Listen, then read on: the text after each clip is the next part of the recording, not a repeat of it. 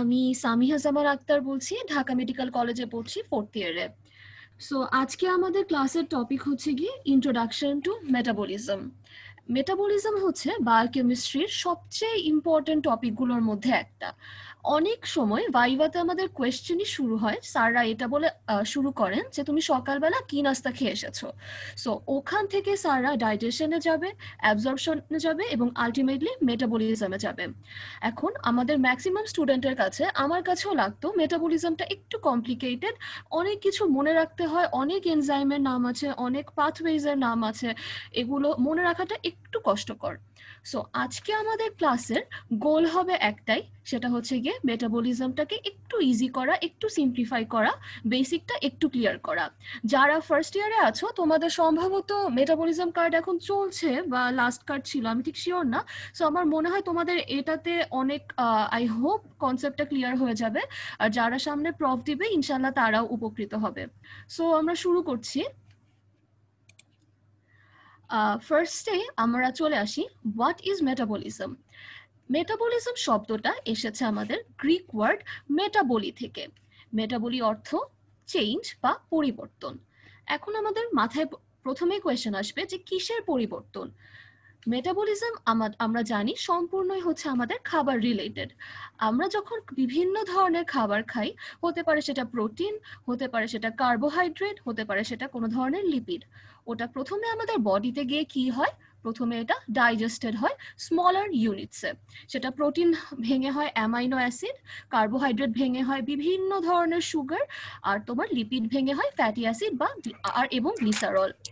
So এই যে আমাদের স্মলার ইউনিটসে যে তৈরি হলো, এটা কিন্তু এক ধরনের চেঞ্জ।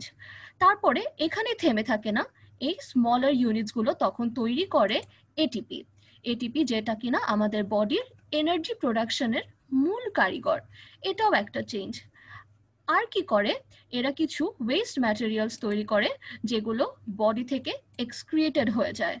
ওরা আরেকটা জিনিস করতে পারে, সেটা হচ্ছে বিভিন্ন ধরনের কমপ্লেক্স সাবস্টেন্স তৈরি করে। সেটা হতে পারে এনজাইম, হতে পারে রিসেপ্টর, হতে পারে হরমোনস।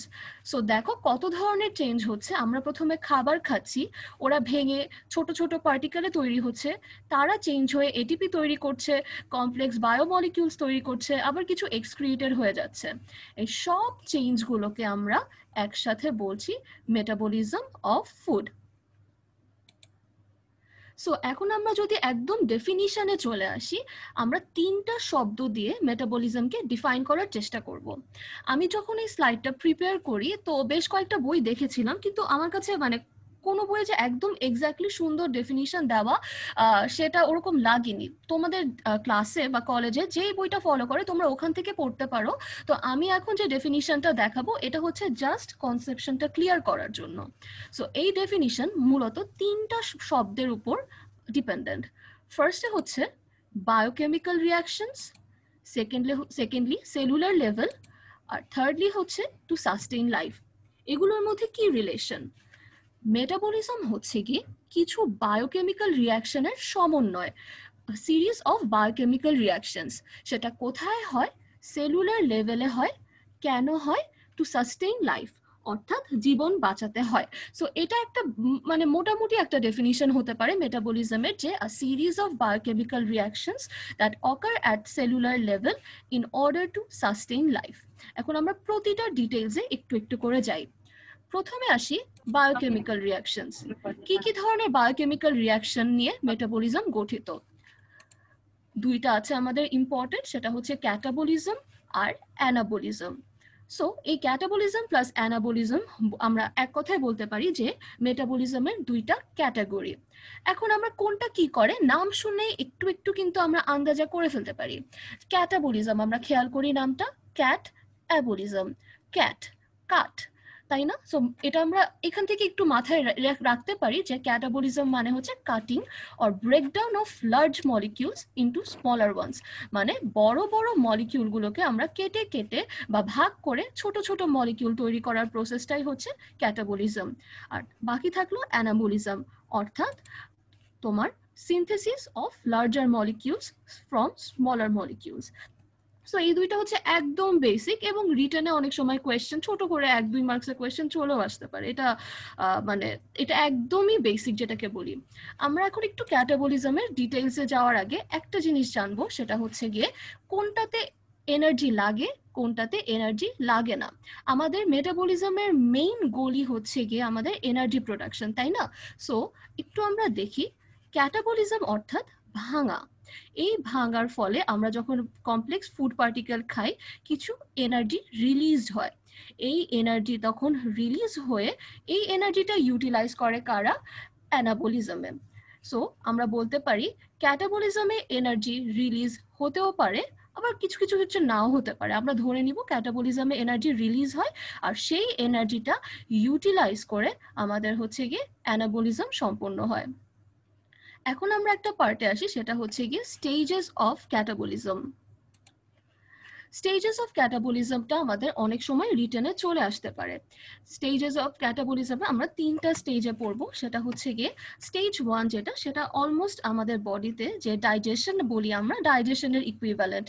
এটাতে এই যে আমরা বারবার বলে আসছি যে বায়োমলিকিউলস যেগুলো আছে সেগুলো আস্তে আস্তে তোমার স্মলার পার্টিকেলসে ভাগ হয়ে যায়। সেকেন্ড স্টেজটা হচ্ছে গিয়ে এই যে আমরা স্মল ইউনিটস যেগুলোকে আমরা বলি, অ্যামাইনো অ্যাসিড বলো, গ্লুকোজ বলো, ফ্যাটি অ্যাসিড বলো, এরা সেকেন্ড স্টেজে অ্যাসিটাইল কোয়েতে কনভার্টেড হয়। এই জন্য দেখো প্রোটিন থেকেও আমরা অ্যাসিটাইল কোয়ে পাই, স্টার্চ থেকেও অ্যাসিটাইল কোয়ে পাই, আবার তোমার লিপিড থেকেও অ্যাসিটাইল কোয়ে পাই। সো অ্যাসিটাইল কোয়েকে আমরা বলতে পারি কমন মেটাবোলাইটস। আর এই যে এগুলো থেকে অ্যাসিটাইল কোয়ে তৈরি হচ্ছে, এটাই হচ্ছে স্টেজ 2। আবার অ্যাসিটাইল কোয়ে যখন একটা সাইকেল বা একটা মেটাবলিক পাথওয়ে যার নাম হচ্ছে টিসিএ সাইকেল, এটাতে ঢুকে, সেটাকে আমরা বলি হচ্ছে স্টেজ 3। এই জন্য টিসিএ সাইকেলকে বলা হয় common metabolic pathway. TCA cycle বা যেটা আমরা বলি সাইট্রিক অ্যাসিড সাইকেল, এগুলো নিয়ে তোমরা হয়তো বা যারা ফার্স্ট ইয়ারে আছো এখনো ডিটেলস নাও জানতে পারো। এগুলো হচ্ছে গিয়ে কার্বোহাইড্রেট মেটাবলিজমের খুবই ইম্পর্টেন্ট পার্ট, আমরা আস্তে আস্তে আসবো। সো ক্যাটাবলিজম অর্থাৎ ভাঙা এই 3টা স্টেজে মেনলি হয়ে থাকে। ফার্স্টে হচ্ছে গিয়ে স্মলার ইউনিটসে ভাঙা, সেকেন্ড স্টেজ হচ্ছে ওখান থেকে অ্যাসিটাইল কোয়েতে যাওয়া, আর থার্ড স্টেজ হচ্ছে acetyl CoA citric acid cycle বা টিসিএস সাইকেলের মাধ্যমে এটিপি ও কার্বন ডাইঅক্সাইড তৈরি করা। আচ্ছা, এখন আমরা মোটামুটি বায়োকেমিক্যাল রিয়াকশনস তো জেনে গেলাম। সো এরপরে আমরা আসি বায়োকেমিক্যাল রিয়াকশনস এর পরে আমরা যে লেভেল, যে ডেফিনিশনে যে পয়েন্টটা ছিল সেটা হচ্ছে গিয়ে সেলুলার লেভেল। এখন মেটাবলিজম সবসময় সেলের ভেতরে হয়। সেই সেলের ভেতরে কোন জায়গাটাতে হয় সেটাই হচ্ছে গিয়ে আমাদের সাইটস অফ মেটাবলিজম। এটা খুবই ইম্পর্টেন্ট একটা ভাইভার কোয়েশ্চেন। টিচাররা প্রায়ই জিজ্ঞাসা করতে চায় যে মেটাবলিজম তো হয়, কোথায় হয়? মেটাবলিজম মূলত 3 জায়গায় হয়। ফার্স্ট যে জায়গা সেটা হচ্ছে গিয়ে আমাদের সাইটোপ্লাজম। আমরা জানি একটা সেলের ম্যাট্রিক্স হচ্ছে গিয়ে সাইটোপ্লাজম। এই সাইটোপ্লাজমের মধ্যে তোমার হচ্ছে গিয়ে কার্বোহাইড্রেটও মেটাবোলাইজড হতে পারে, লিপিডও মেটাবোলাইজড হতে পারে, প্রোটিনও মেটাবোলাইজড হতে পারে। একটু দেখি আমরা কোন কোন মেটাবলিক পাথওয়ে সাইটোপ্লাজমে হয়। ফার্স্টে কার্বোহাইড্রেট মেটাবলিজমে আসি। কার্বোহাইড্রেট মেটাবলিজমের প্রথম স্টেপটা সবাই তো আমার মনে হয় জানো, সেটা হচ্ছে গিয়ে গ্লাইকোলাইসিস। এই গ্লাইকোলাইসিস মানে শুরুতেই কার্বোহাইড্রেট ঢুকে আমাদের সাইটোপ্লাজমে মেটাবোলাইজড হয় through the process of glycolysis. এছাড়া আরো কিছু তোমার পাথওয়ে কার্বোহাইড্রেট মেটাবলিজমের সাইটোপ্লাজমে হয়ে থাকে। একটা হচ্ছে এইচএমপি শান্ট পাথওয়ে, এটা নিয়ে ডিটেইলস আমরা কার্বোহাইড্রেট মেটাবলিজমে পড়বো, আপাতত জাস্ট নামগুলো জানি। তারপরে হচ্ছে গ্লাইকোজেনেসিস। গ্লাইকোজেনেসিস আমরা নামটা শুনেই বুঝতে পারছি গ্লাইকোজেন তৈরি হওয়া, এবং গ্লাইকোজেনোলাইসিস। সো দেখো, গ্লাইকোজেন হচ্ছে কিন্তু আমাদের বডির স্টোরেজ ফর্ম অফ কার্বোহাইড্রেট না। সো অনেক বড় একটা মলিকিউল, আমরা এভাবে মনে রাখতে পারি এত বড় মলিকিউল মাইটোকন্ড্রিয়াতে ঢুকতে পারে না, ওর মেটাবলিজমটা সাইটোপ্লাজমেই হয়। সো গ্লাইকোজেনেসিস, গ্লাইকোজেনোলাইসিস এরা হচ্ছে গিয়ে সাইটোপ্লাজমে হওয়া কার্বোহাইড্রেট মেটাবলিজমের পার্ট। এরপর আমরা আসি লিপিড মেটাবলিজম। লিপিড মেটাবলিজমের মোস্ট বেশিরভাগ পার্টই তোমার সাইটোপ্লাজমে হয়ে থাকে। একটু দেখি কি কি। প্রথমেই হচ্ছে কি আমাদের লাইপোজেনেসিস, যেটা হচ্ছে কি আমাদের ফ্যাটি অ্যাসিড সিনথেসিস, সেটা হচ্ছে কি সাইটোপ্লাজমে হয়, সিনথেসিস অফ টিএজি, লাইপোলাইসিস।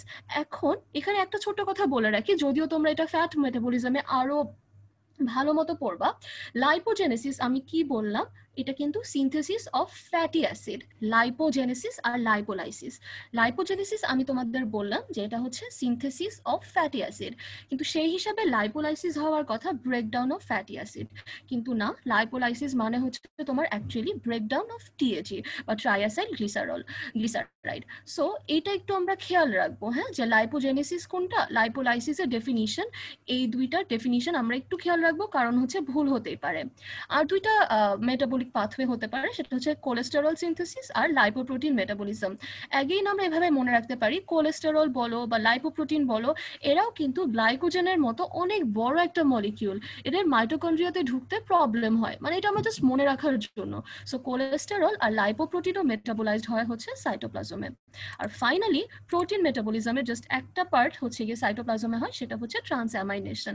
এগুলো বেসিক্যালি মুখস্থ, আমাদের এবিসি যে বইটা আমরা ফলো করি এখানে দেওয়া আছে, কিন্তু আমি একটু মানে গুছিয়ে পড়তাম নিজেও, যে কোনটা কার্বোহাইড্রেট, কোনটা লিপিড, কোনটা প্রোটিন। এতে হচ্ছে কি মনে রাখাটা ইজি হতো, ভাইভাতে বলাও ইজি হতো, আর রিটেনে তো মার্কস এভাবে গুছিয়ে লিখলে মার্কসটাও বেটার আসে। সো আমরা সাইটোপ্লাজম একটা সাইট পড়লাম।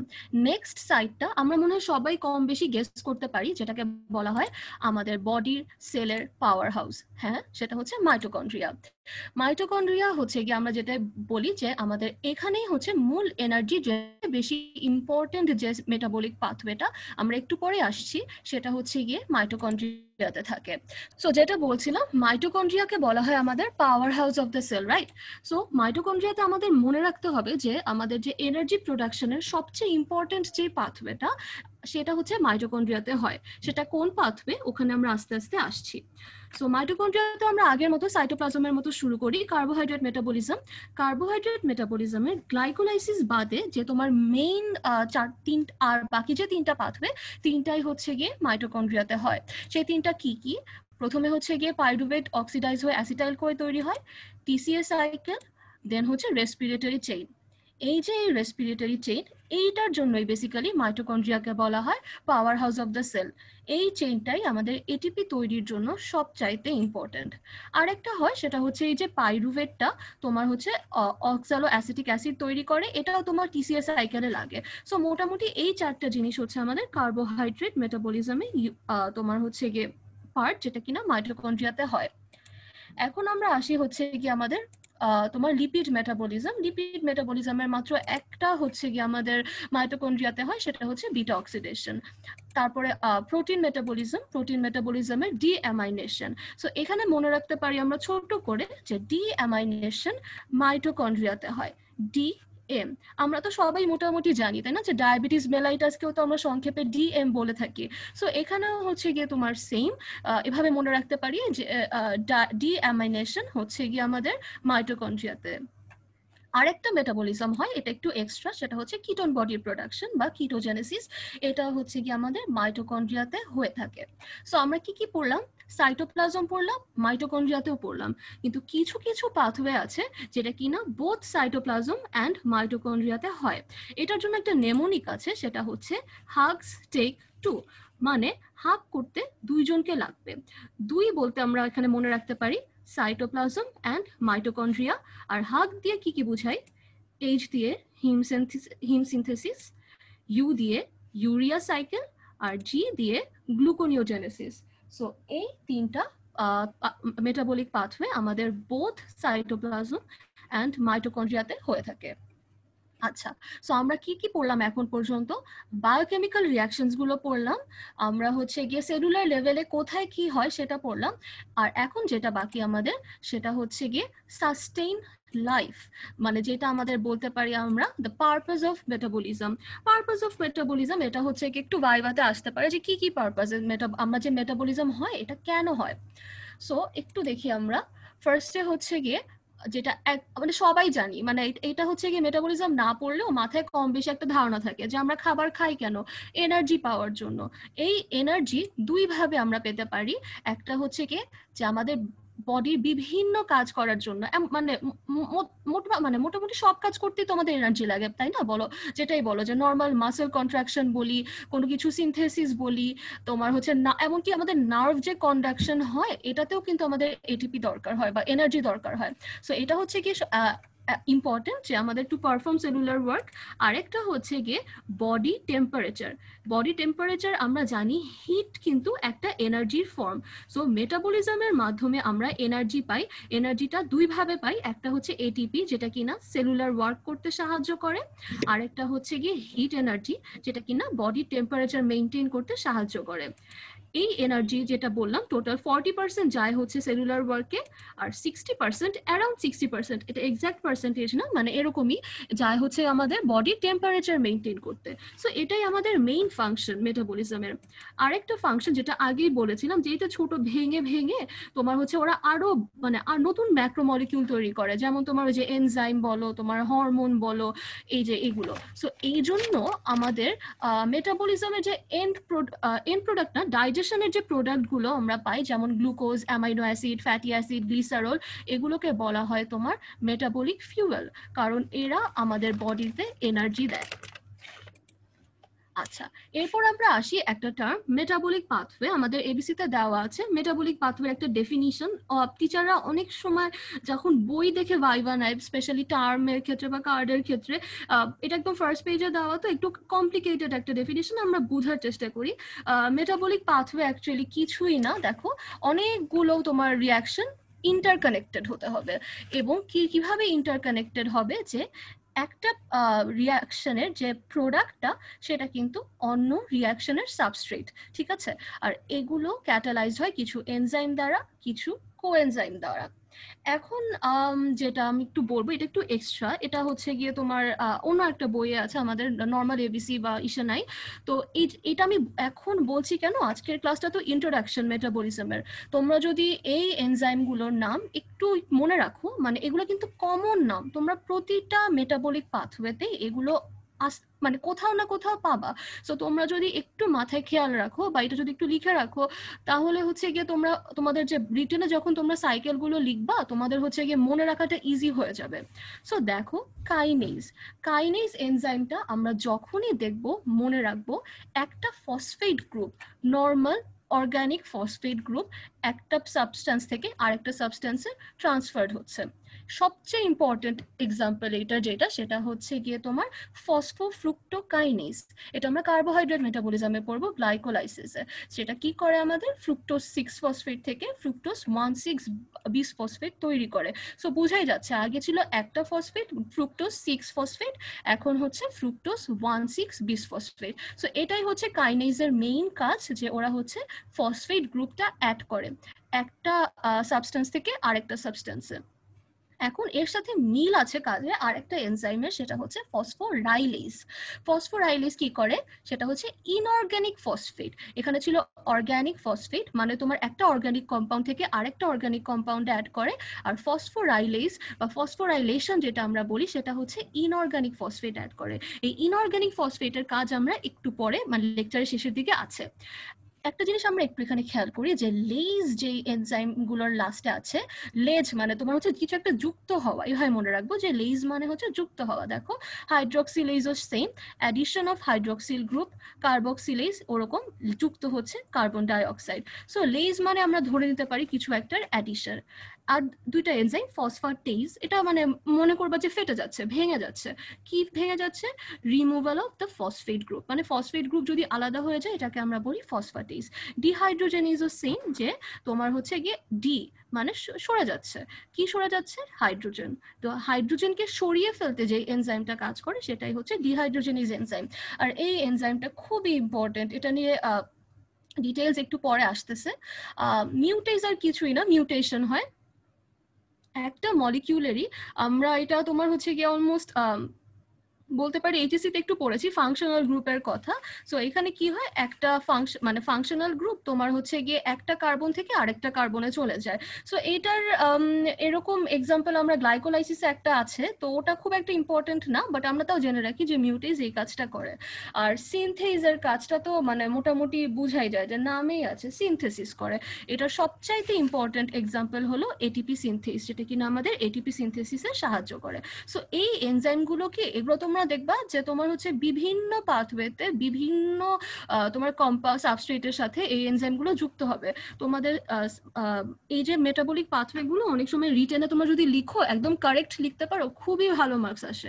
আর এই জন্য তোমার এনজাইমগুলো যেন ইম্পর্টেন্ট। আর এছাড়াও এগুলো তোমার হচ্ছে টুকিটাকি অবজেক্টিভ হিসেবে তোমার পোস্ট গ্রাজুয়েশনে তোমরা যে লাইসেন্সিং এক্সামগুলো থাকে, তোমার ইউএসএমএলই বলো, প্ল্যাব বলো, ওখানে কিন্তু বেসিক সায়েন্সের এইসব বেসিক জিনিস আসে। সো এটা হচ্ছে তোমাদের ইজি মনে রাখার জন্য। এখন আমরা আসি মেটাবলিজম, তো মোটামুটি ডেফিনিশনটা আমরা পড়ে ফেললাম, তারপর হচ্ছে কিছু এনজাইমও পড়ে ফেললাম, মেটাবলিক পাথওয়ে পড়লাম। এখন হচ্ছে গিয়ে মেটাবলিজমকে কে রেগুলেট করে। আমরা তো খেলাম, এটা হচ্ছে ডাইজেস্টেড হয়ে আমাদের ব্লাড থেকে আমাদের সেলে গেল, তারপরে সেলের ভেতরে গিয়ে কি হবে, কিভাবে হবে, কেন হবে, কে কে রেগুলেট করে, চারটা জিনিসের নাম আমরা একটু মনে রাখি। প্রথমে হচ্ছে কিছু ইন্ট্রাসেলুলার কমিউনিকেশন, মানে সেলের ভেতরের কিছু জিনিস। সেটা কি হতে পারে, যে সেলের মধ্যে আমাদের পর্যাপ্ত পরিমাণে সাবস্ট্রেট আছে কিনা, আমাদের গ্লুকোজ, আমাদের বডির এনার্জি দরকার, গ্লুকোজ মেটাবলিজম দরকার, কিন্তু যদি এখন গ্লুকোজই না থাকে তাহলে হচ্ছে কিভাবে আমাদের হচ্ছে গিয়ে সেলের ভেতর গ্লুকোজ না থাকলে তো মেটাবলিজম পসিবল না। সিমিলারলি কিছু এনজাইম থাকা লাগবে, যেগুলোকে আমরা নাম হয়তো বা অনেকে শুনেছো, রেট লিমিটিং এনজাইম। এগুলো কিন্তু সব সেলের ভেতরে কাজ করবে। সো এগুলো যদি আমাদের না থাকে তাহলে হচ্ছে কি আমাদের এগুলো আমাদের মেটাবলিজমকে রেগুলেট করে। তারপরে হচ্ছে আমাদের ইন্টারসেলুলার কমিউনিকেশন, দুইটা সেলের মাঝে কমিউনিকেশন, এটাই হচ্ছে গিয়ে সবচাইতে ইম্পর্টেন্ট। এটা তোমার হতে পারে কিছু জাংশন দিয়ে, বাট মানে আমরা যে ফিজিওলজিতে হয়তো পড়েছো গ্যাপ জাংশন, এই জাংশন সেই জাংশন, বাট ইম্পর্টেন্ট হচ্ছে গিয়ে হরমোনস আর নিউরোট্রান্সমিটার। মানে একটা সেল থেকে আরেকটা সেলে তোমার ব্লাডের মাধ্যমে হরমোন আর নিউরোট্রান্সমিটার গিয়েও মেটাবলিজমকে রেগুলেট করে। এটার একটা ইম্পর্টেন্ট এক্সাম্পল হলো, আমরা যারা সেকেন্ড ইয়ারে তারা হয়তো বা মনে আছে হরমোন সেন্সিটিভ লাইপেজ। এটা তোমার লিপিড মেটাবলিজমের একটা হরমোন, এটা হচ্ছে তোমার ইনসুলিন দিয়ে ইনহিবিটেড হয়। সো যখন আমাদের ডায়াবেটিস হয় তখন তো স্বাভাবিকভাবে বডিতে ইনসুলিনের অ্যামাউন্ট কমে যায়, এই হরমোন সেন্সিটিভ লাইপেজটা বেড়ে গিয়ে তখন হচ্ছে আমাদের ফ্যাটি অ্যাসিডের অক্সিডেশনটা বাড়িয়ে দেয়, তারপর তোমার কিটোন বডি তৈরি করে, হাবিজাবি, এগুলো অনেক মানে এগুলো ভেতরে তোমরা এই মেকানিজমটাও যখন তোমরা লিপিড মেটাবলিজমটা পড়বা তখন অনেক ইম্পর্টেন্ট। তারপরে আসি আমরা second Messenger system. Second Messenger system হয়তো বা অনেকে জানো, অনেকে জানো না, এটা তোমাদের ফিজিওলজির একটা পার্ট। তো একটু ছোট করে বলি সেকেন্ড মেসেঞ্জার কি। এই যে আমরা ইন্টারসেলুলার কমিউনিকেশন বললাম, হরমোন, এনজাইম, নিউরোট্রান্সমিটার্স, এগুলো যে বডির সেল মেমব্রেনে এসে রিসেপ্টরের সাথে বাইন্ড করে কাজ করার চেষ্টা করে। তো ওরা হচ্ছে রিসেপ্টরের সাথে বাইন্ড করে যে বলে যে হ্যাঁ আমি আসছি, কিন্তু সেলের ভেতরে কি কি পাথওয়ে হবে, কি কি তোমার নতুন রিঅ্যাকশন হবে, এগুলো রেগুলেট করে আমাদের second Messenger system. First Messenger হচ্ছে আমাদের এই যে হরমোন, নিউরোট্রান্সমিটার এগুলো, আর সেকেন্ড মেসেঞ্জারের কাজ হচ্ছে আমাদের সেলের ভেতরে। এটা তোমরা যখন ফিজিওলজিতে এন্ডোক্রাইন সিস্টেমটা পড়বা হয়তো তখন তোমাদের কাজে লাগবে, বা তোমাদের আমরা যখন ফোর্থ ইয়ারে ফার্মাকোলজিতে পড়ছি তখনও এটা অনেক কাজে লাগবে, এখন তোমরা জাস্ট জেনে রাখো। আর অ্যাডেনিলাইন সাইক্লেজ যেটা, সেটা আর কিছুই না, এই সেকেন্ড মেসেঞ্জার সিস্টেমটাকে অ্যাক্টিভেট করে আর হচ্ছে গিয়ে এভাবে তোমার মেটাবলিজমটাকে রেগুলেট করে। সো এখান থেকে আমি জাস্ট এগুলো বলে যাচ্ছি কারণ আজকে তো ইন্ট্রোডাকশন যেহেতু, তো তোমরা একটু জেনে রাখো যে মেটাবলিজম এগুলো দ্বারা রেগুলেটেড হয়। সেলের ভেতরে কিছু জিনিস আছে, ব্লাডে কিছু জিনিস আছে। সেকেন্ড মেসেঞ্জার হয়তো এই টার্মটা এখন অনেকের কাছে অনেকের কাছে নিউ। আর অ্যাডেনিলাইন সাইক্লেজ যেটা, এটা আর কিছুই না, সেকেন্ড মেসেঞ্জার সিস্টেমটাকে রেগুলেট করে। আচ্ছা, এখন আমরা আসি ফেজেস অফ মেটাবলিজম। আমরা কিন্তু স্টেজেস অফ ক্যাটাবলিজম পড়েছি, এটার সাথে কিন্তু ফেজেস অফ মেটাবলিজমের মিল আছে, বাট এক্স্যাক্টলি সেম কিন্তু না জিনিসটা। সো ফেজেস অফ মেটাবলিজমটা কি, ফার্স্টে হচ্ছে প্রাইমারি যে মেটাবলিজম হয় সেটা অ্যাকচুয়ালি তোমার ফার্স্ট স্টেজ অফ ক্যাটাবলিজমই, মানে অর্থাৎ ডাইজেশন। সো সেকেন্ড, তারপর হচ্ছে প্রাইমারি মেটাবলিজম বললাম। সেকেন্ডারি মেটাবলিজম হচ্ছে গিয়ে বেসিক্যালি তোমার, আমরা যে ক্যাটাবলিজমের ফেজ 2 আর 3 পড়লাম, যে তোমার ফেজ 2 তে ছিল অ্যাসিটাইল কোয়ে প্রোডাকশন আর ফেজ 3 তে হচ্ছে তোমার টিসিএ সাইকেল, এই দুইটা মিলেই হচ্ছে তোমার সেকেন্ডারি মেটাবলিজম। আর টারশিয়ারি মেটাবলিজম কি, আমরা মেটাবলিজমের মেইন গোল যে এনার্জি প্রোডাকশনটা যেখানে আমরা অ্যাচিভ করি সেটা কি, সেটা হচ্ছে ইটিস মানে ইলেকট্রন ট্রান্সপোর্ট সাইকেল বা অক্সিডেটিভ ফসফোরাইলেশন। সো এটাই হচ্ছে আমাদের টারশিয়ারি মেটাবলিজম। সো ক্যাটাবলিজমেরও 3টা পার্ট, মেটাবলিজমেরও 3টা পার্ট, কিন্তু আমরা মিলাবো না। আচ্ছা, এখন আমরা চলে আসছি আমাদের মেটাবলিজমের টপিকটা, মোটামুটি ইন্ট্রোডাকশনটা শেষ। এখন আমরা যেখানে যাব সেটা হচ্ছে কি আমাদের বায়ো এনার্জেটিক্স। আচ্ছা, এখন আমরা আসি বায়ো এনার্জেটিক্সে। বায়ো এনার্জেটিক্স আর কিছুই না, নাম শুনলেই বোঝা যায় যে বায়ো অর্থাৎ লাইফ, আর এনার্জেটিক্স তো বোঝাই যাচ্ছে যে study of energy. That is আমাদের বডিতে বায়োকেমিক্যাল রিয়াকশন হতে যে এনার্জিটা লাগে এর স্টাডিকে আমরা বলে থাকি বায়ো এনার্জেটিক্স। আচ্ছা, সো এটাই হচ্ছে কি ডেফিনিশন, যে স্টাডি অফ এনার্জি চেঞ্জেস। এটা ডেফিনিশনটা অনেক সময় টিচাররা ভাইভাতে ধরতে পারে। আচ্ছা, এই এনার্জি চেঞ্জটা কিভাবে হতে পারে? এক হচ্ছে গিয়ে তোমার তোমার একটা মলিকিউল থেকে আরেকটা মলিকিউলে ট্রান্সফার্ড হতে পারে, যেটা আমরা জানি ক্যাটাবলিজমে হয়ে থাকে। আর আরেকটা হচ্ছে গিয়ে তোমার ইউটিলাইজেশন হতে থাকে, সো যেটা আমাদের অ্যানাবলিজমে হয়। সো এটাই হচ্ছে গিয়ে আমাদের বায়ো এনার্জেটিক্সের মেইন ডেফিনিশনটা, যার কিছুই না স্টাডি অফ এনার্জি। আচ্ছা, বায়ো এনার্জেটিক্স পড়ার সময় আমাদের একটা জিনিস জানা খুব ইম্পর্টেন্ট, সেটা হচ্ছে গিয়ে ফ্রি এনার্জি বা ডেল জি। এটা হচ্ছে অনেক সময় এমসিকিউতে চলে আসে, আমরা হচ্ছে গিয়ে মানে দেখলে একটু ভরকে যাই। আর কিছুই না, দুইটা জিনিস আমরা মনে রাখবো। ফ্রি এনার্জি বলতে একটা ইকুয়েশন আছে, সেটা হচ্ছে গিয়ে মানে এটা বেসিক্যালি কি, একটা রিয়াকশনে তোমার সাবস্ট্রেট থেকে প্রোডাক্টে যেতে হলে যে পরিমাণ এনার্জিটা চেঞ্জ হয়। ধরো তোমার হচ্ছে, আমরা এইচএসসিতে কিন্তু আমরা পড়ে আসছি তাই না, এনথ্যালপি, হিট এনথ্যালপি, এনট্রপি, এগুলো রিলেটেডই একটা টার্ম। এটা বেশি ডিটেলসে আমি যাচ্ছি না, জাস্ট এই ফর্মুলাটা আমরা মনে রাখি যে একটা জিনিসের ফ্রি এনার্জি কিভাবে ক্যালকুলেট করব, সেটা হচ্ছে প্রোডাক্টের যে এনার্জিটা সেটা থেকে আমরা সাবস্ট্রেটের যে টোটাল এনার্জি এটাকে সাবট্রাক্ট করে দিব। এখন ক্যাটাবলিজমের ক্ষেত্রে কেউ আমাকে একজন একটু কষ্ট করে অ্যান্সার করো, তোমাদের কি মনে আছে এনার্জি কি ইউজড হয় নাকি হচ্ছে গিয়ে এনার্জি ওরা মানে এনার্জি কি রিলিজ করে না এনার্জি ওরা ওদের এনার্জি লাগে? ক্যাটাবলিজম এনার্জি রিলিজ করে। ওদের সাবস্ট্রেটে যে পরিমাণ এনার্জি ছিল ওরা তো রিলিজ করে একটা প্রোডাক্ট তৈরি করেছে। এখন প্রোডাক্টে কি সাবস্ট্রেটের চেয়ে এনার্জি বেশি থাকবে না কম থাকবে? কম থাকবে, তাই না? ওরা হচ্ছে গিয়ে কিছু এনার্জি ওরা রিলিজ করে দিয়েছে, ওটা অ্যানাবলিজমে ইউজড হতো। সো তোমার এই ক্ষেত্রে প্রোডাক্টের এনার্জি সাবস্ট্রেটের চেয়ে কম। তো কোনো কিছু কম থেকে বেশি মাইনাস করলে আমরা কি পাই? নেগেটিভ, তাই না? সো যখন হচ্ছে আমাদের ডেল জি এর মান নেগেটিভ হবে, এটাকে আমরা বলি এক্সার্গনিক রিয়াকশন। সো ক্যাটাবলিজম একটা এক্সার্গনিক রিয়াকশন। এক্সার মানে ওটা মনে রাখতে পারি যে এনার্জিটা রিলিজড হচ্ছে। সিমিলারলি তোমার হচ্ছে অ্যানাবলিক পাথওয়ে কিন্তু নর্মালি হয় না, ওদের কিছু এনার্জি দেওয়াই লাগে। সো এই জন্য ওদের প্রোডাক্টে সাবস্ট্রেটের সাথে যদি আমরা কিছু এনার্জি অ্যাড করি, সেটাই হচ্ছে গিয়ে ওদের তোমার হচ্ছে প্রোডাক্টের এনার্জিটা। সো ওদের প্রোডাক্টের এনার্জি সাবস্ট্রেটের এনার্জির চেয়ে বেশি। সো এই ক্ষেত্রে তোমার ডেল জি হচ্ছে গিয়ে তোমার পজিটিভ, আর এটাকে আমরা বলি এন্ডারগনিক রিয়াকশন। এটাই হচ্ছে তোমার অ্যানাবলিক রিয়াকশনের আরেকটা, এজন্য অ্যানাবলিক রিয়াকশনকে অনেক সময় বলা হয় এন্ডারগনিক রিয়াকশন। আচ্ছা, এখন আমরা আসি, এই যে এনার্জিটা বলি, এনার্জি তো কিছু একটা মানে সবকিছুরই তো একটা ফর্ম থাকে, তাই না? সো আমাদের বডিতে এই এনার্জিকে আমরা এটিপি দিয়ে, মানে মোদ্দা কথা এটিপি দিয়ে সিম্বলাইজ করি, যে এটিপি হচ্ছে গিয়ে যদি একটা কম্পাউন্ড আর একটা কম্পাউন্ডকে এনার্জি এটিপি দেয়, তার মানে হচ্ছে গিয়ে ও হচ্ছে গিয়ে একটা অন্য কম্পাউন্ডকে এনার্জি দিচ্ছে।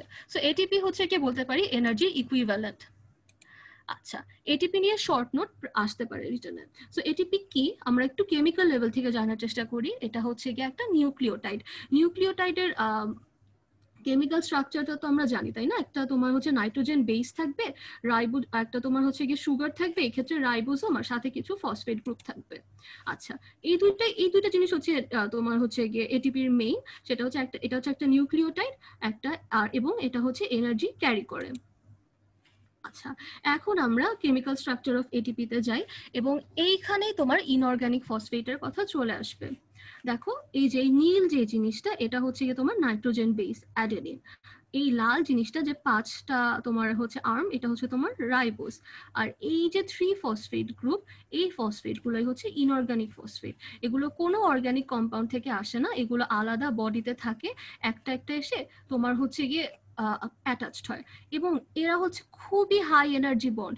এদের যে ওরা হচ্ছে কাছাকাছি থাকতে চায় না, ওদের হচ্ছে একসাথে থাকার জন্য অনেক অনেক অনেক এনার্জি লাগে। সো এই যে এই বন্ডগুলো দেখতেছো এগুলো কিন্তু খুব অনেক এনার্জির সোর্স। সো এটা যদি আমরা ভেঙে ফেলি এখান থেকে হচ্ছে এনার্জিটা রিলিজ হয়ে যাবে, আর এই এনার্জিটাই হচ্ছে আমাদের বডিতে অন্যান্য প্রসেস যেটা অ্যানাবলিক যে পাথওয়েগুলো সেগুলো ইউটিলাইজ করবে।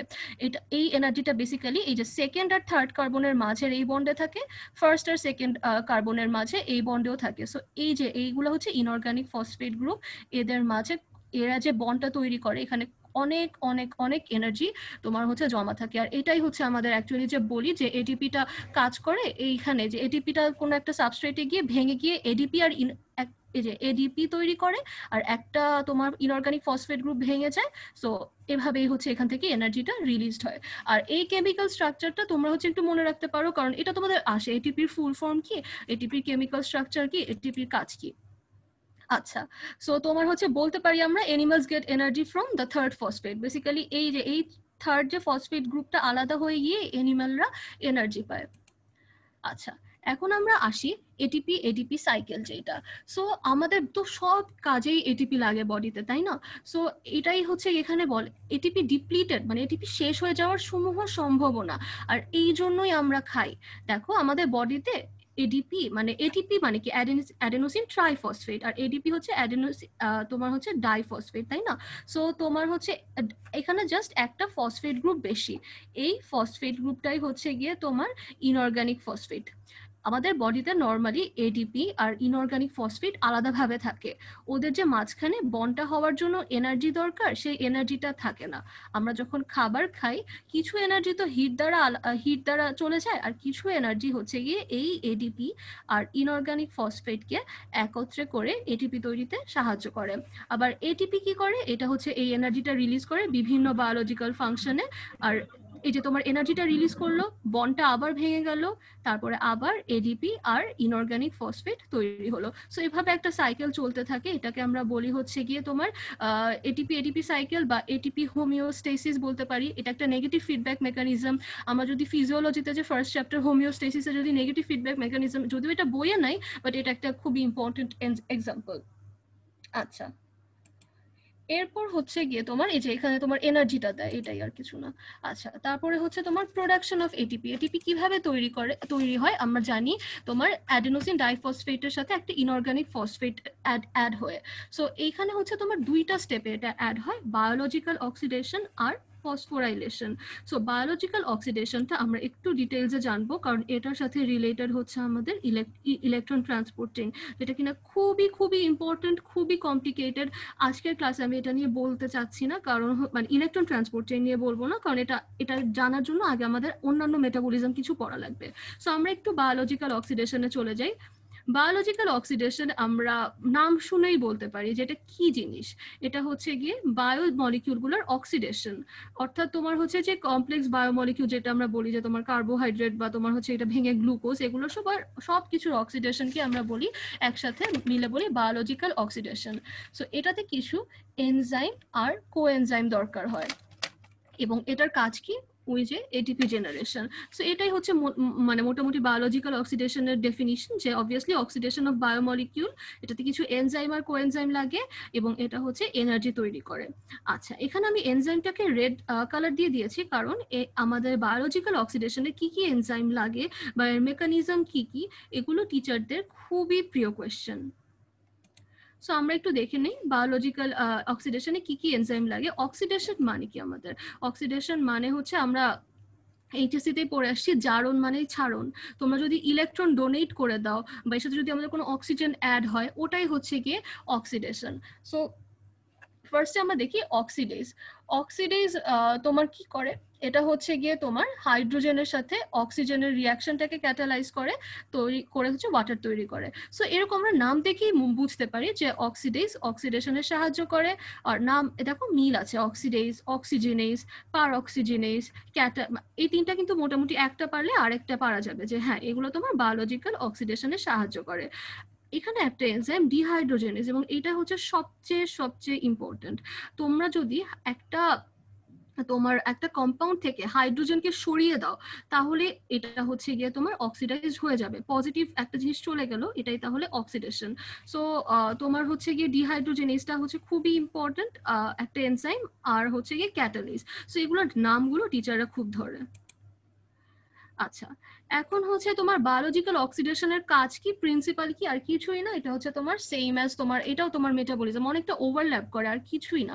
তো একটু আস্তে আস্তে বলি। সেটা হচ্ছে প্রথমে তো ধরো তোমার মানে তোমার এই যে ডাইজেশন হলো, টিসিএ সাইকেল গেল, এখানে আমরা নতুন একটা কম্পাউন্ডের সাথে পরিচিত হই, সেটা হচ্ছে গিয়ে NAD2H। ঠিক আছে, এটাই হচ্ছে গিয়ে তোমার অক্সিডেশনে অনেক বেশি সাহায্য করে। এই যে আমরা NAD2H এর দুইটা হাইড্রোজেন অ্যাটম দেখতে পাই, ওরা কি করে, এই যে ইলেকট্রন ট্রান্সপোর্ট চেইনে গিয়ে ওরা এই 2H-টাকে দিয়ে দেয়। কাকে দিয়ে দেয় আসতেছি। এই 2H-টা তারপরে হচ্ছে গিয়ে তোমার অক্সিজেনের সাথে কম্বাইন করে ওয়াটার তৈরি করে, প্লাস ওরা এটিপি তৈরিতেও সাহায্য করে। সো ও যেহেতু অক্সিজেনের সাথে তোমার এই যে রিলিজ হচ্ছে, এইটাই হচ্ছে গিয়ে তোমার অক্সিডেশন। অক্সিডেশনের তিনটা মেকানিজম আছে, এর মধ্যে একটা হচ্ছে তোমার রিলিজ অফ হাইড্রোজেন অ্যাটম। তো এটা হচ্ছে গিয়ে কি হলো, এখানে অক্সিজেনের সাথে তোমার হচ্ছে গিয়ে রিয়াক্ট করে নিজে অক্সিডাইজড হলো, এই 2H অক্সিডাইজড হলো। সো এই জন্য এই নামটা বেসিক্যালি এখান থেকে আসছে, যে কার অক্সিডেশন হচ্ছে এখানে, এই যে 2H অ্যাটমটা, এইটারই হচ্ছে, ওইটা অক্সিজেনের সাথে রিয়াক্ট করে এটার অক্সিডেশন হচ্ছে। আচ্ছা, এরপর আমরা আসি mechanism of biological oxidation. Biological oxidation জিনিসটা অ্যাকচুয়ালি শর্ট নোটে আসে। সো এখানে মেকানিজমটা আমি একটু আগেই বলে দিয়েছি, মানে মোটামুটি সেটা হচ্ছে কি আইদার তোমার ওই যে ইলেকট্রন রিমুভ হবে, অথবা তোমার দুইটা, আচ্ছা হাইড্রোজেন স্পেলিং মিস্টেক আছে, দুইটা হাইড্রোজেন রিমুভ হবে, আর হচ্ছে আরেকটা জিনিস হতে পারে অক্সিডেশন অর্থাৎ অ্যাডিশন অফ অক্সিজেন। আচ্ছা, রিমুভাল অফ হাইড্রোজেনটাকে আমরা বলি হচ্ছে গিয়ে তোমার ডিহাইড্রোজেনেশন। এখন আমরা ডিহাইড্রোজেনেশন নিয়ে একটু ডিটেল পড়বো, কারণ আমাদের যেই মেথডে বডিতে বায়োলজিক্যাল অক্সিডেশন হয় তার মধ্যে সবচাইতে ইম্পর্টেন্ট হচ্ছে গিয়ে ডিহাইড্রোজেনেশন। সো ডিহাইড্রোজেনেশনে আমাদের কোন এনজাইমটা লাগতে পারে, কেউ কি একটু গেস করতে পারবা?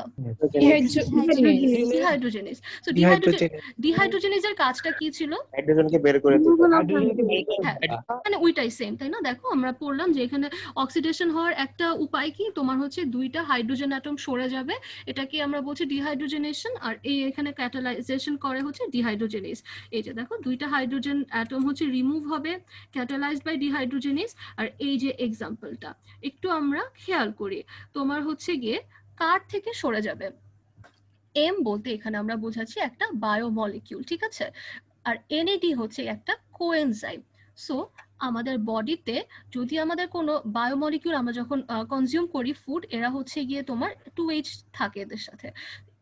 এরা কি করে, এই যে তোমার 2H অ্যাটমটা এরা হচ্ছে NAD কে দিয়ে দেয়, ফলে কি হয়, ওরা নিজেরা হচ্ছে 2H ছেড়ে 2H-টা দিয়ে গেলে নিজেরা অক্সিডাইজড হলো, আর এইদিকে NAD রিডিউসড হয়ে NAD2H তৈরি করলো। সো এটাই হচ্ছে তোমার বেসিক্যালি যে বায়োলজিক্যাল অক্সিডেশন, যে তোমার বায়োমলিক। আচ্ছা, ডিহাইড্রোজেনেশন আমরা যেটা একটু মুখে বলে দিচ্ছি সেটা হচ্ছে ওইটাই, যে তোমার বায়োমলিকিউল থেকে দুইটা হাইড্রোজেন অ্যাটম সরিয়ে যাবে। এই জন্য দেখো ওরা কি করবে, ওই দুইটা হাইড্রোজেন অ্যাটম তখন গিয়ে NAD-র কাছে যাবে বা FAD-র কাছে যাবে। এরা হচ্ছে একটা কোএনজাইম, ওরা নিয়ে NAD2H তৈরি করবে অথবা FAD2H তৈরি করবে। সেজন্য আমাদের বডিতে NAD আর FAD খুব বেশি দরকার। এগুলো কিন্তু এক একটা কোএনজাইম, এটা আমরা ফুড থেকে পাই। এবং NAD থেকে পাই, দেখো N দিয়ে কি হয়, নিকোটিনামাইড, যেটা আসে কিনা আমাদের নায়াসিন থেকে। নায়াসিনের আরেকটা নাম কি কেউ বলতে পারবা? Vitamin B3। হ্যাঁ, হ্যাঁ। আর FAD যে ফ্ল্যাভিন থেকে আসে। সো তোমার হচ্ছে গিয়ে রাইবোফ্ল্যাভিন, ফ্ল্যাভিনটা রাইবোফ্ল্যাভিন থেকে আসে। রাইবোফ্ল্যাভিনের আরেকটা নাম কি? Vitamin B12। Vitamin B12, so B2, sorry, so vitamin B2। এই জন্য দেখো ভিটামিন B3 আর ভিটামিন B2 এরা কিন্তু আমাদের বডিতে প্রডিউসড হয় না। সো এদের ডেফিসিয়েন্সিতে আমাদের কিন্তু এই যে আমাদের এনার্জি প্রোডাকশনটা হ্যাম্পার্ড হয়। তো এই জন্য আমাদের ভিটামিন B3 বলো বা ভিটামিন B2 বলো, এদের যে ফুড এনরিচ ফুডগুলো এগুলো আমাদের কনজিউম করতে হবে, ডায়েটে রাখতে হবে। যেমন তোমার ভিটামিন B3 এর থাকে তোমার যেমন ব্রকলিতে থাকে, চিকেনে থাকে, B2-তে থাকে হচ্ছে তোমার এগস, আমন্ডস, এগুলোতে থাকে। সো তোমাদের হচ্ছে মোটামুটি এটা একটা ক্লিনিক্যাল কোরিলেশন যে তোমাদের এই জন্য আমাদের এইসব ভিটামিন কনজিউম করা লাগবে, কারণ এরা হচ্ছে এই কোএনজাইমগুলো তৈরি করে এবং এই কোএনজাইমগুলো হচ্ছে গিয়ে আমাদের বডিতে তোমার বায়োলজিক্যাল অক্সিডেশনের মাধ্যমে তোমার হচ্ছে এনার্জি তৈরিতে সাহায্য করে। আচ্ছা, আমরা বায়োলজিক্যাল অক্সিডেশন পড়লাম, এখন আমরা চলে আসি ফসফোরাইলেশনে। ফসফোরাইলেশন আর কিছুই না, তোমার হচ্ছে গিয়ে আমরা যেটা একটু আগে পড়ে আসলাম, তোমার হচ্ছে গিয়ে বেসিক্যালি তোমার অ্যাডিশন অফ ইনঅর্গানিক ফসফেট এই ক্ষেত্রে। সো এটা একটা বলে আসছি যে তোমার হচ্ছে ইনঅর্গানিক ফসফেটের কাজই কি, এনার্জি প্রোডাকশন। সো ফসফোরাইলেশনও উইথ ফসফোরাইলেজ এনজাইম দিয়ে হয়, একটা ইনঅর্গানিক ফসফেট অ্যাড হয়। এটা দুই জায়গায় হতে পারে। এর মধ্যে ইম্পর্টেন্ট হচ্ছে এটা ইলেকট্রন ট্রান্সপোর্ট চেইনে হয়, আর এটা হচ্ছে নর্মালি অন্যান্য মেটাবলিক পাথওয়েতে অল্প অল্প হতে পারে, যেমন তোমার গ্লাইকোলাইসিসে অল্প হতে পারে, টিসিএ সাইকেলে অল্প হতে পারে, এই। আচ্ছা, সো এটাই হচ্ছে মোদ্দা কথা ফসফোরাইলেশন। এখন ফসফোরাইলেশনের সাথে সাথে আমাদের একটা জিনিস একটু জানতে হবে, সেটা হচ্ছে গিয়ে তোমার ফসফোরাইলেটেড কম্পাউন্ডস। সো এখানে এইগুলো কম্পাউন্ড আমাদের দুইটা থাকে, সেটা হচ্ছে একটা হচ্ছে যেটাতে অনেক বেশি এনার্জি থাকে, হাই এনার্জি ফসফেট কম্পাউন্ড, আর একটাতে হচ্ছে অল্প এনার্জি থাকে, low energy phosphate compound. So high energy low energy কিভাবে বুঝবো আমরা? আমি তোমাদের যখন এটিপি স্ট্রাকচারটা দেখিয়েছি, আমি কিন্তু বলেছি যে তোমাদের সেকেন্ড আর থার্ড যে ফসফেট তাদের মধ্যে বন্ডটা, আর ফার্স্ট আর সেকেন্ড যে ফসফেট তাদের মধ্যে বন্ডটা, এদের মধ্যেই এনার্জিটা থাকে। সো যেই সব কম্পাউন্ডে দুইটা বা তিনটা তোমার ফসফেট, ইনঅর্গানিক ফসফেট থাকে, ওদেরই হচ্ছে কি অ্যাকচুয়ালি এনার্জি বেশি, তাদেরকেই বলা হয় হাই এনার্জি ফসফেট কম্পাউন্ড। সেটা কি হতে পারে? ATP, ADP, GTP. ATP, GTP এরা তো সব সেম, তোমার নিউক্লিওটাইড। আর একটা তোমার পাইরোফসফেট। এগুলো তোমার এক্সাম্পলগুলো একটু জানবা। এর মধ্যে এটিপি, এডিপি, জিটিপি, জিডিপি এগুলো তো আমরা এমনিতেই মনে থাকবে যে দুইটা বা তিনটা ফসফেট আছে। একটু হচ্ছে সাইক্লিক এএমপি, এটা কিন্তু মোনোফসফেট, একটা ফসফেট। সো সেই হিসাবে হচ্ছে আমাদের তোমাদের এনার্জি কম লাগার কথা, কিন্তু এদের স্ট্রাকচারটা একটু পরে আমি দেখাচ্ছি, ওইটা দেখলেই আমরা বুঝতে পারবো যে না, এদের অ্যাকচুয়ালি অনেক বেশি এনার্জি লাগে, তোমার স্ট্রাকচারটা অনেক কমপ্লিকেটেড, সো এটা ভাঙতে অনেক বেশি এনার্জি রিলিজ হয়। এর এনার্জির পরিমাণটা একটু মনে রাখবা, ধরতেও পারে। আর দেখো তোমাদের সেম লো এনার্জিতে সবগুলোতে একটা phosphate, AMP, monophosphate, glucose 1 phosphate, glucose 6 phosphate. এখানে কিন্তু 6 ফসফেট মানে 6টা ফসফেট না, মানে গ্লুকোজের 6 কার্বনের সাথে একটা ফসফেট অ্যাড আছে। আচ্ছা, এই যে তোমার দেখো সাইক্লিক এএমপি স্ট্রাকচারটা দেখো, ফসফেট আছে কিন্তু ওখানে একটু কমপ্লেক্স, তোমার তোমার ডায়াগ্রামটা বা কেমিক্যাল স্ট্রাকচারটা একটু কমপ্লেক্স। এটাই হচ্ছিল আপাতত তোমার মানে মেটাবলিজমের একদম ইন্ট্রোডাকশন, কারো না কারো একটু হলেও হেল্প হয়েছে। সো আজকের ক্লাসটা না তোমার হচ্ছে পরীক্ষায় যতটা ইম্পর্টেন্ট, তার চেয়ে ইম্পর্টেন্ট হচ্ছে তোমার কনসেপশনটা ক্লিয়ার করার জন্য। তোমাদের যদি কোথাও কোনো প্রবলেম থাকে, তোমরা আবার এটা ইনশাল্লাহ ইউটিউবে দেখে নিতে পারবা। আর হচ্ছে গিয়ে এইখান থেকে এই তোমার যদি এই বেসিকগুলো একটু ক্লিয়ার রাখো, আমি অনেক কিছু বলেছি যেটা কিনা হয়তো বা তোমাদের বইয়ে নাই বা কোনো কালে কেউ জিজ্ঞাসা করবে না, কিন্তু এটা জাস্ট তোমাদের কনসেপশনটা ক্লিয়ার রাখার জন্য, কারণ মেটাবলিজম অনেক কঠিন, মুখস্থের অনেক বিষয় আছে, বুঝলে পরে মুখস্থ করাটা একটু ইজি হয়ে যায়। তো আপাতত হচ্ছে এইটাই, আর মানে এটাই হচ্ছে গিয়ে আমার স্লাইডটা ছিল, আর কিছু নেই।